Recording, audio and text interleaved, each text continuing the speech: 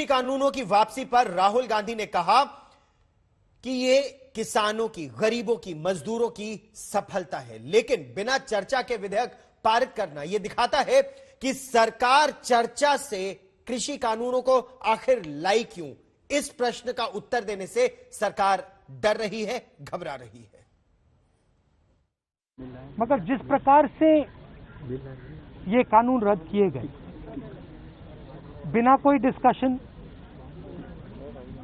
Parliament में इसके बारे में चर्चा नहीं होने दी, ये दिखाता है कि सरकार डिस्कशन से डरती है और दिखाता है कि सरकार जानती है कि उन्होंने गलत काम किया और सरकार डरती है। डिस्कशन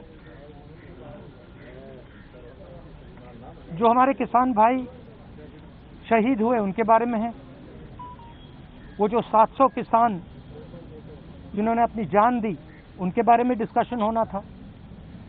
डिस्कशन ये भी होना था कि ये जो किसानों के खिलाफ कानून बनाए गए, इसके पीछे किसकी शक्ति थी, कौन सी शक्ति थी, ये क्यों किए जा रहे थे, क्यों बनाए गए।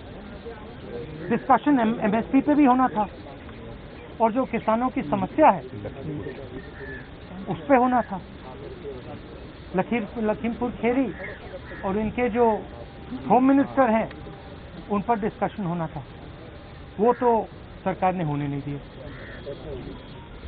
मगर सरकार के दिमाग में थोड़ा सा कंफ्यूजन है।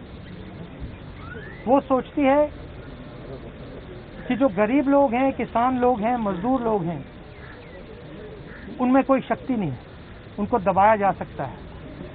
और इस एपिसोड ने यह दिखाया है कि किसानों को, मजदूरों को, गरीब लोगों को, कमजोर लोगों को हिंदुस्तान में दबाया नहीं जा सकता। ने माफी मांगी, इसका मतलब प्रधानमंत्री ने यह एक्सेप्ट किया कि उनकी गलती के कारण से 700 लोग मारे गए हैं, उनकी गलती के कारण से ये जो पूरा आंदोलन हुआ है।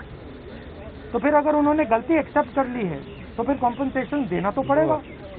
राहुल जी, आपने पहले कहा था कि तीनों कृषि कानून वापस लेने होंगे, सरकार ने अंतोगतवादी बिल वापस ले। अब सवाल यह है, देखिए जिस प्रकार से लिया है इन्होंने, सबसे पहले इसमें किसानों का अपमान किया है। उन्होंने कहा है कि थोड़े से संगठन, थोड़े से किसान के संगठन, एक सेक्शन, एक सेकंड में पढ़ लेता हूं, A group of farmers are protesting against these laws. ये कोई ग्रुप नहीं है, ये हिंदुस्तान के सब किसान हैं। पहले आपने इनको खालिस्तानी कहा, अब आप इनको ग्रुप ऑफ फार्मर्स कह रहे हो। ये ग्रुप ऑफ फार्मर्स नहीं है, ये हिंदुस्तान के सारे किसान हैं और ये समझते हैं कौन सी शक्तियां इन पर आक्रमण कर रही है।